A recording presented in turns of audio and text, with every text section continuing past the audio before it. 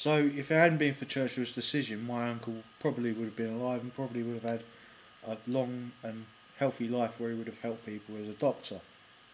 Um, but if it hadn't been for J.P. Morgan's greed and Churchill's fear of obscurity, of losing his job, and the rest of the weak cabinet of Asquith losing their jobs, many hundreds of millions of people would have lived.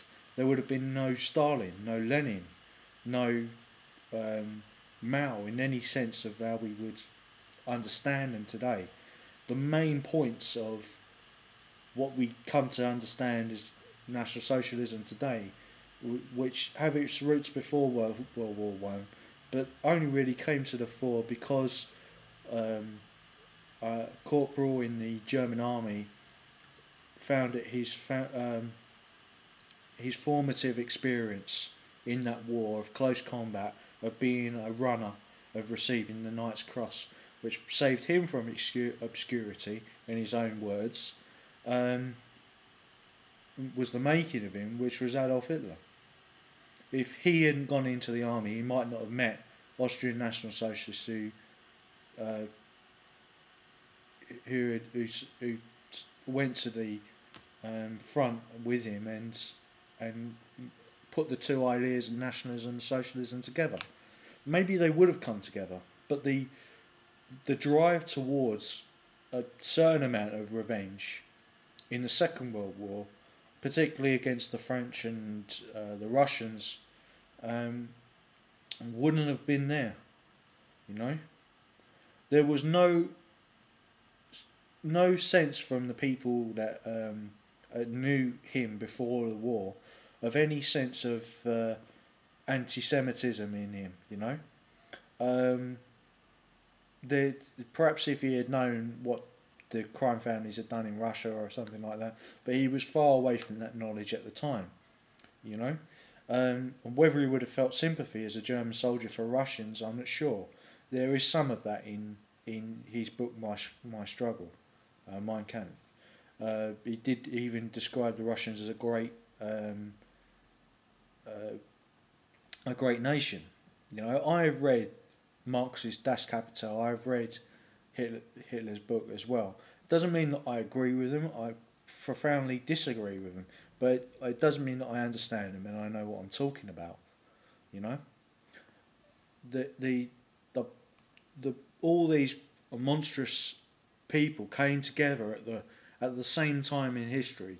You know, Roosevelt, who stole the gold away from everybody's all the citizens in America, or good or ill, you know. I mean, gold speculators could have wiped out the value of that gold, who acted unconstitutionally, but at the same time he brought around the New Deal, and there was a recovery. But whether there was true democracy in America during the 4 terms in office he was in there, or not, or whether there was no, after World War One, there was no elections from 1936 to 1945. Hitler only beats them by 3 years, you know, in terms of being undemocratic, but at the same time he had lots of plebiscites, which are referendums. He was the most voted for politician in history. So it's not that there was no real tangible problems that the Germans saw. I mean, they saw themselves reduced from a first world nation to a third world nation. People starving on the streets, people unable to feed their children, people going to the country, people going to the city, looking for food. There was neither food there. Right? Absolute hyperinflation. People carrying around bundles of money in wheelbarrows to pay for a loaf of bread. You know, a fundamental misunderstanding, of course, about the nature of money as a unit of value, credit as an IOU, and currency as a unit of exchange with no intrinsic value. But economics hadn't moved on that to that extent. The reason why the Germans were able to turn their economy around, to get unemployment down from 25% to almost zero in about 3 years, was through Keynesian economics, and they were in that case no different in either military Keynesian, no different from the United States, the British Empire, or the Soviet Union, you know. And what happened, as Christopher Hitchens said in his review of The World at War, said about what happened to German resistance against Hitler. Well, the good Germans, in his view, were wiped out by the strategic bombing of the RAF, such as in Hamburg. But, I mean, it wasn't about Hitler. It wasn't about even the Jewish people who were being exterminated by him, you know. It was about the economic destruction of a whole people, as the Morgenthau plan shows. The uncomfortable thing for Churchill, maybe, I don't know, is a European economic community, as Nial Ferguson said. The Germans had a plan for the peace. They probably would have worn down the French without the British support. You know, there were mutinies in the French army. There wasn't mutinies in the British army so much. In 1914, the German and British soldiers played football together at Christmas. By 1916, as he said, the spiral of revenge killings had just got so much that neither side could pull away, you know. As when Churchill resigned after Gallipoli, he went to the front. You know, he probably lived in much better conditions as an officer than his counterpart in the next trench. The opposing trench was actually a corporal called Adolf Hitler. If those two had shot each other, then there wouldn't have been hundreds of millions of people killed.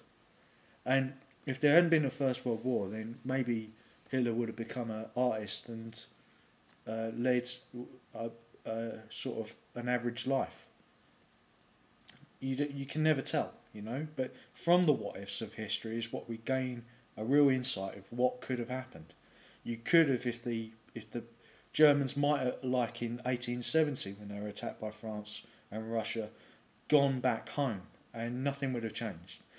Or the Germans would have probably have won in the First World War as a continental war. It wouldn't have been a world war without the declaration by the world empire of the time, the British Empire, which controlled a quarter of the world's population and surface area. It was really not the United States as a country, but the crime families who were controlling the banks and industry over there, who really won from the First World War. They were the ones that indebted Britain to them. Then they squandered that. The state itself, if it got any money at all from that, squandered it, and they went into the depression because of the Federal Reserve's policies at the time, which you can find out about in my other videos. The Germans themselves may have made an economic community much like the EU, and we wouldn't have had the Spanish Civil War and the other civil wars. The membership would, as Ferguson has said, it would have probably been the same. The amount of power the Germans would have had in it as a dominant economic power would probably have been the same. As Stratfor has said, they're in an ideal economic situation, and they have a long scientific and cultural history of making most of the innovations. I mean, they started the Northern Renaissance, you know.